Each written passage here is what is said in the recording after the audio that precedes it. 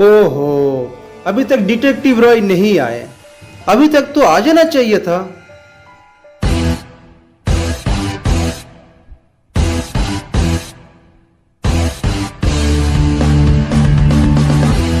I am really sorry mister Jhunjhunwala, मैं आने में थोड़ा लेट हो गया। सो मिस्टर झुनझुनवाला, आज आपने डिटेक्टिव रॉय को कैसे याद किया? डिटेक्टिव रॉय, थैंक यू आज मुझसे मिलने के लिए। प्लीज बैठिए। मिस्टर रॉय, मुझे कई दिनों से एक अनजान सी आवाज सी सुनाई दे रही है। आवाज? कैसी आवाज? पता नहीं, ये रोज पहली मुझे सुनाई देती है। पहेली? इंटरेस्टिंग। मैं चाहता हूं कि मेरे लिए ये पहेली आप ही सॉल्व करें।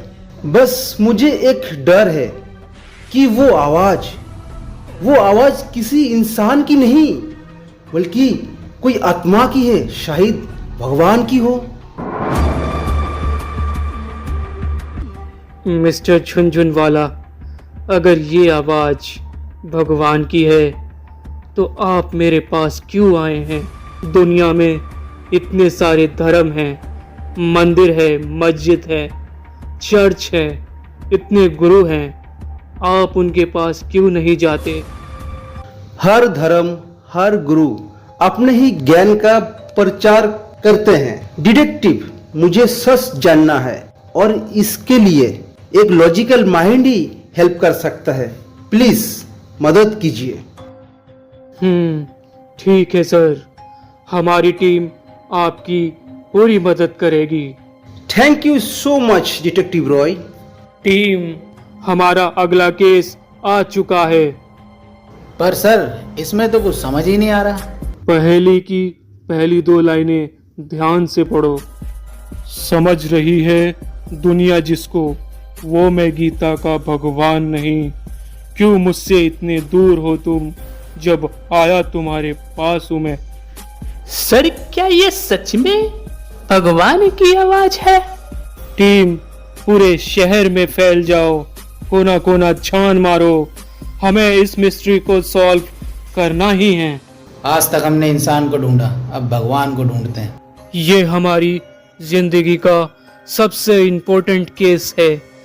ना कोई सबूत, ना कोई गवाह, बस एक पहेली। It's time for action. Disperse.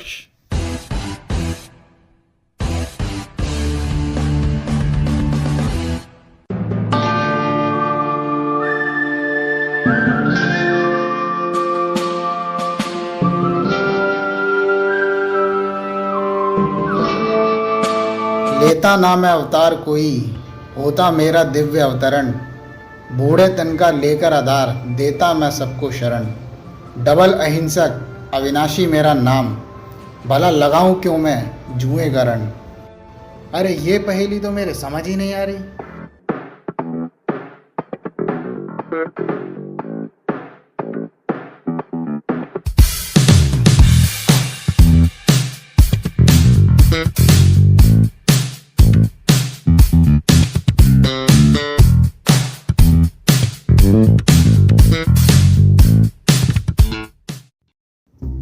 ए लगा मेरा मोबाइल। ये मेरा लगा चैन। तेरे संसार की हालत क्या हो गई भगवान, कितना बदल गया इंसान, कितना बदल गया इंसान। सूरज न बदला, चांद न बदला, न बदला। अरे बेटा, ये तुम क्या कर रहे हो? तुम्हें शर्म नहीं आती क्या? भरी जवानी में जुआ और व्यसन में जीवन बर्बाद कर रहे हो। अरे बर्बाद नहीं, आबाद कर रहा हूँ। अरे बाबा, ज्यादा ज्ञान मत बांटो। लो बाबा लो।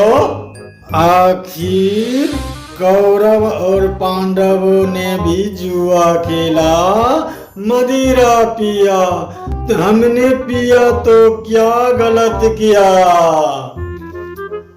रुक जाओ, अभी बताता हूं तुम्हें।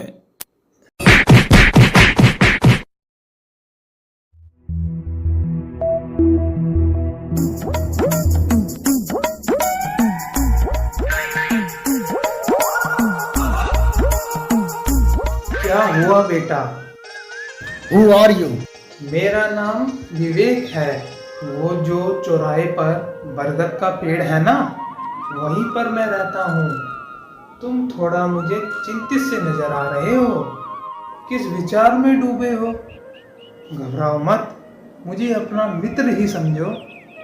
विवेक जी, मैं ये सोच रहा हूँ, क्या भगवान सच में हर युग में आते हैं?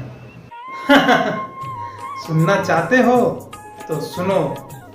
अगर वो आता युगे युगे, होती ना धर्म की ग्लानि जगह जगह। महाभारत से धर्म ग्लानि बढ़ती जाए। सुभद्रा को कृष्ण अर्जुन संग काहे भगाए। आता यदि भगवान हर युग में, ना होती द्रौपदी उस जुए की सभा में। निराकार की गीता से कृष्ण ने है जन्म लिया। गीता ही है श्री कृष्ण की जननी, ना कृष्ण ने गीता जना।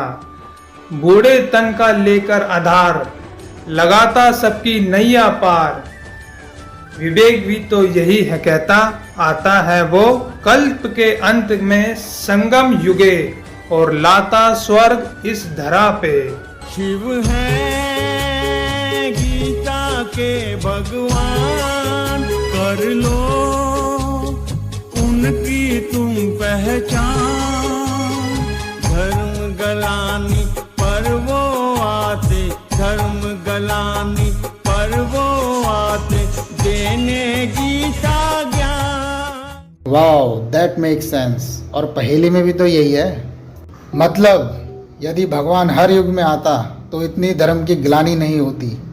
चाहे द्रौपदी का द्यूत सभा में होना, भीम द्वारा दुशासन का खून पीना इत्यादि, ये सब तो हिंसा हुई। और वैसे भी अहिंसा धर्म का मूल है। इसका मतलब भगवान हर युग में नहीं आते? अरे विवेक जी, विवेक जी, विवेक जी।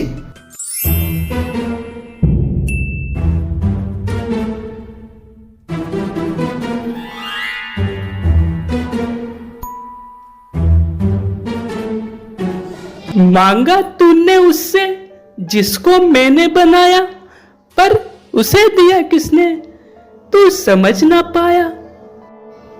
उफ, इतनी कंफ्यूजिंग पहेली है ये। कभी राम बन के, कभी श्याम बन के, चले आना प्रभु जी चले आना। पंडित जी, आपकी सुरीली आवाज में भजन सुनकर मैं तो भगवान की भक्ति में डूब गया। आओ किशोरीलाल आओ। पंडित जी, मेरा जीवन प्रॉब्लम से घिर चुका है।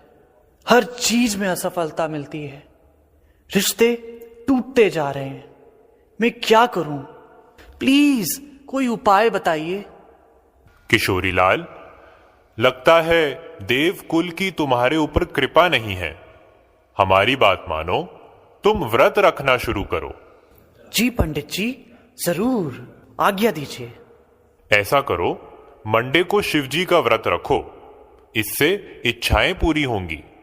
थर्सडे और फ्राइडे को मां लक्ष्मी और मां दुर्गा का व्रत रखो, तो संपत्ति में वृद्धि होगी। जी पंडित जी। संडे को सूर्य देव जी का दिन होता है। उस दिन फास्टिंग करने से समाज में मेरा मान सम्मान बढ़ेगा।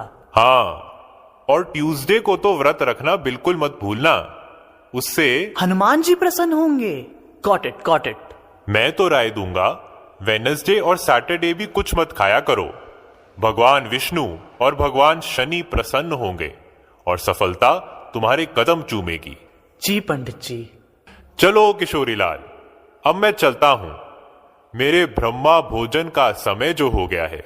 लेकिन पंडित जी, अरे आपने तो 7 दिन का व्रत बता दिया, तो मैं खाऊंगा कब? पंडित जी।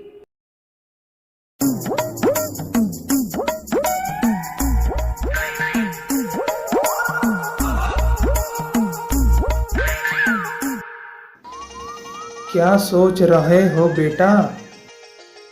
आप कौन हैं?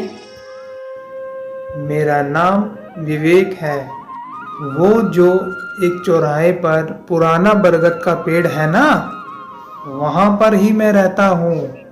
तुम थोड़ा परेशान दिखे तो सोचा मैं कुछ पूछ लूं। अरे बताओ ना बेटा, पंडित जी की बातें सुनकर कंफ्यूज हो गए ना कि इतने सारे भगवान कैसे हो सकते हैं। तो क्या आप बता सकते हैं भगवान के बारे में?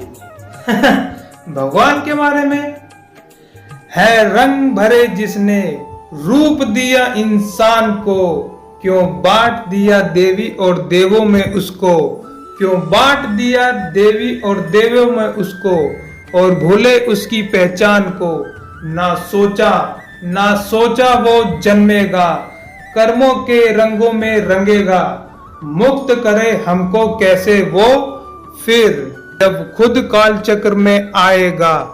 हर धर्म न माने उसे, हर धर्म न माने उसे, अगर कृष्ण रूप वो धरता, नामुमकिन है देवों में, विवेक भी यही है कहता।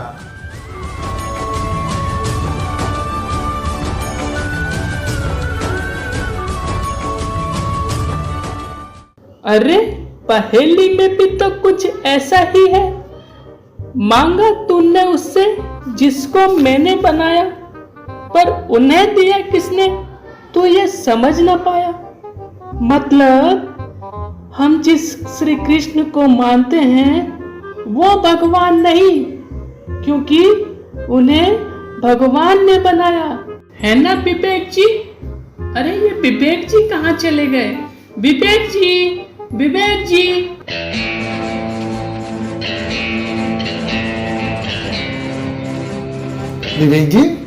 विवेक जी सर आप यहाँ?